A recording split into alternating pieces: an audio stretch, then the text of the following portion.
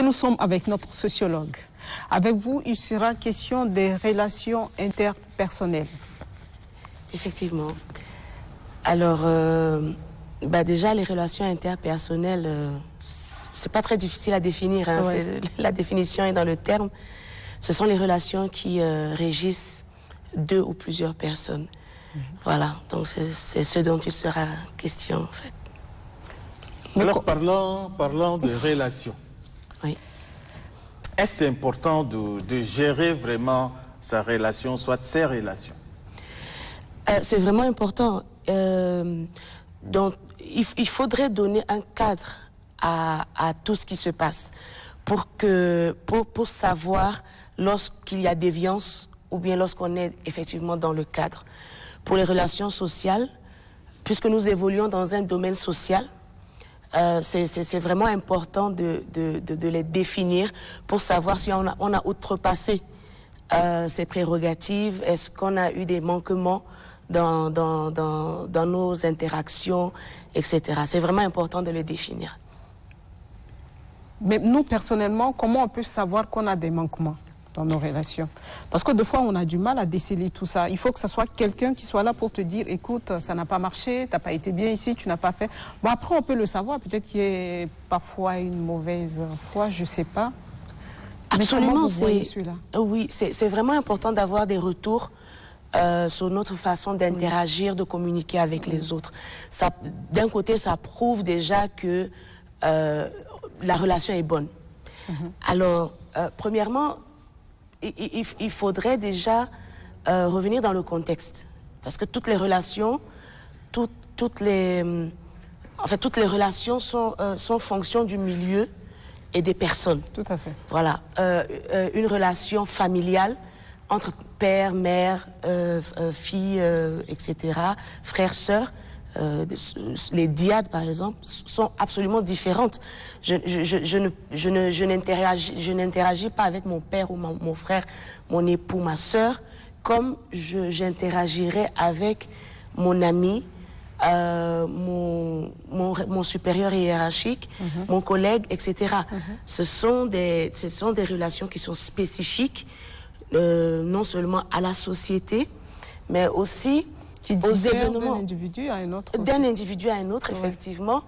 Alors, plus les deux individus appartiennent au même groupe social, ou bien sont dans la même réalité sociale, plus c'est facile d'interagir. Parce que c'est des mêmes choses, on parle des mêmes choses, on a les mêmes appréhensions, on a les mêmes visions.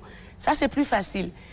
Mais si on revient seulement même au mariage, déjà, c'est là où il y a l'interaction la plus intense et parfois la plus variée. Et parfois la plus difficile. Effectivement. Compliquée. La plus compliquée, parce que c'est dur. On vient de deux familles différentes, on vient de deux cultures différentes. Deux éducations différentes. Complètement opposées. Et on vient avec tout cet héritage, tout ce sac à dos, si vous me permettez le terme. Et il est question de revenir maintenant dans un cadre spécifique du mariage et fondre tout ça comme un alliage parfait pour pouvoir avancer. Alors quand je dis fondre tout ça, ça sous-entend zéro. Effectivement, c'est se dépouiller complètement. Et quand je dis fondre, il y a le feu. Il y a le feu qui dissout l'autre aussi avec tous ses défauts. Absolument. Ce qui n'est pas évident. Ce qui n'est vraiment pas évident, ce qui n'est pas facile non plus.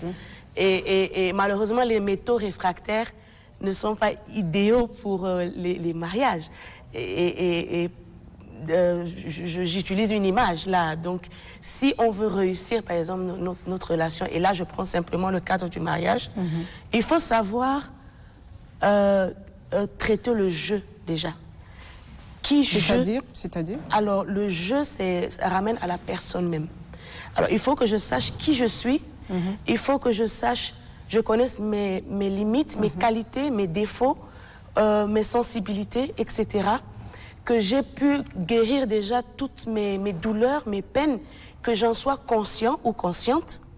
Et une fois que je viendrai dans un cadre où il faudra faire un alliage avec le tu, qui est l'autre personne, lorsque ces termes-là sont plus ou moins clairs, ce sera facile de créer un nous. le nous sera beaucoup plus facile à fonder. Mais Ça me rappelle la philosophie, hein, le tu, le nous. oui. Effectivement, les relations sociales, ça fait plus appel à de la psychologie sociale. Oui, c'est ça. C'est vrai. Ça fait beaucoup plus appel à ça. C'est vrai que c'est de la sociologie, mais plus de la psychosociologie. Alors, est-ce qu'il est important d'étudier une personne avant de tisser une relation avec elle? C'est très important. C'est même crucial. Non seulement s'étudier soi-même, mais aussi étudier la personne. Parce qu'il faut que nous soyons compatibles. Et il faut qu'au-delà des défauts, là je parle pas seulement du mariage, je parle même des amitiés, etc. Sauf pour les relations que nous ne choisissons pas. On ne choisit pas son cousin, on ne choisit pas son frère, on ne choisit pas sa sœur. Parfois on ne choisit pas non plus son voisin. Mais pour des relations où on a le libre choix, c'est vraiment important, dès le départ, d'être en accord. Ce sera plus facile de vivre la relation au fur et à mesure. Et il faudrait qu'il y ait une symbiose également dans les caractères.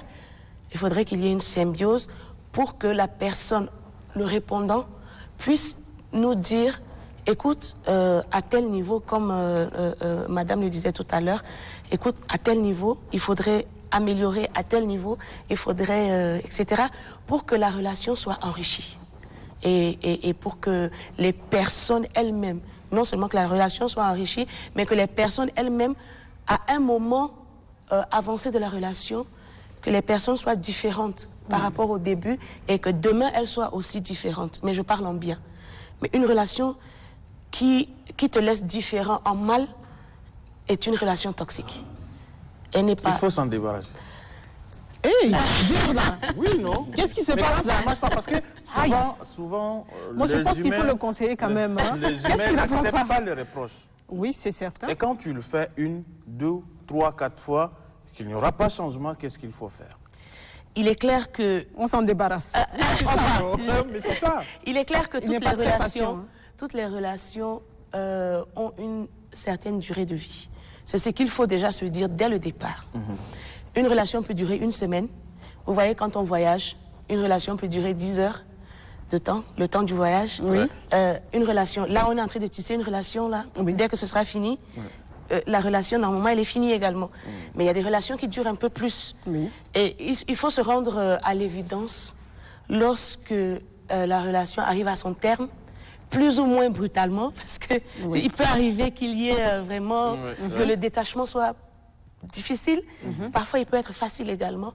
Mais il faut se rendre à l'évidence qu'à un moment ou à un autre, ou pas, que la relation se termine. Voilà. Une relation avec mon père peut se terminer physiquement. Mais à l'intérieur de moi, même si demain il disparaît, il restera toujours mon père. Et ça ne finira pas. Une relation avec un ami, ça va dépendre. Si nous étions étudiants, peut-être qu'on partageait la même réalité pendant les études, etc. Comme les gens aiment le dire, nous étions dans la galère ensemble et tout. On Amis était de galère. Voilà. Ça, Peut-être nous étions cochambriers et tout. Mais cette relation peut soit continuer, soit s'arrêter au terme des études. Ça dépend. Même la relation la plus fusionnelle qu'est le mariage se finit parfois. Donc, je pense que Nasradine parle plus de ça. Hein. Quand ça ne va pas, il s'en va. Non, il faut tout faire pour l'arranger. Voilà, tout faire pour essayer de l'arranger, en discutant, en parlant, en cherchant à comprendre l'autre, à essayer de vraiment à tout faire pour écouter l'autre.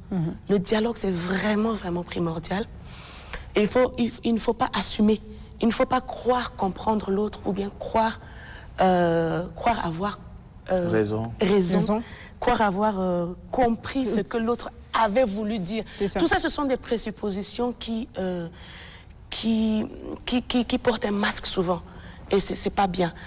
Je sais que souvent, nous les Tchadiens, on est plus ou moins introvertis un peu dans les relations. Oui. Bon, je le dis, je n'ai pas vérifié, c'est un peu comme ça. Mais sur base d'observations empiriques, n'est-ce pas? Nous assumons beaucoup pour la plupart du temps. Je parle du cadre général. Nous assumons beaucoup. Mais il est intéressant de dire, écoute, par rapport à tel, je me suis sentie blessée. Je tiens à te le dire.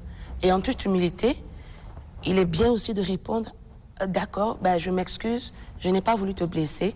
Ou revenir simplement dire, ah, c'était pas mon intention, mais je comprends. Et je ne le referai plus. C'est comme ça qu'on évolue. Nadia, dans ce cas, parce que souvent on a l'habitude de dire que si deux personnes s'entendent, c'est que l'autre, c'est que, je sais pas, parmi les deux, il y a un qui se comporte normalement et qui sait gérer, je sais pas, son ami. C'est vrai, est-ce vrai? Est-ce qu'on peut pas avoir le même degré, c'est pas de surpasser les choses? Alors, ce n'est pas si faux que ça. Ce n'est pas si faux que ça. Mais j'apporterai un avis personnel. Je pense que c'est l'idéal. Je pense que c'est l'idéal parce que les mêmes caractères souvent se repoussent. Les mêmes caractères ont tendance à être très antagonistes.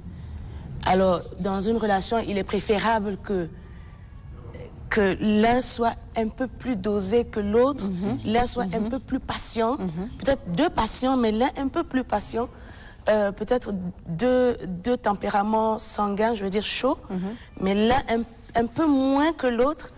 Comme ça donne toujours une balise, ça donne toujours une encre pour se poser. Ah non, écoute, là, il faut qu'on s'arrête, il faut qu'on ralentisse. Merci beaucoup, Madame Nanadoum Nadia. Ce fut un plaisir de vous avoir sur ce plateau. Moi, j'ai aimé, hein. J'ai pris du plaisir à l'écouter, honnêtement. Non, mais les sociologues parlent. Et surtout, pour amener la Tradive à être un peu plus patient, de dire, ouais, ça va, mais on se calme, là.